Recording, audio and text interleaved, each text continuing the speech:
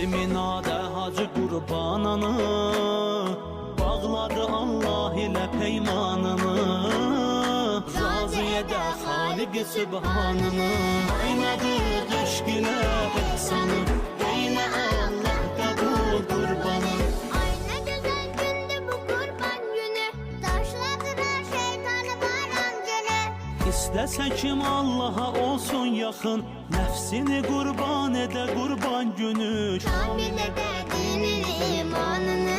Aynadı eşq ilə ihsanı, eylə Allah qəbul qurbanı. Kesildi kurban bugün, payları beysan bugün. Dünya bəzəndi, mələklər endi.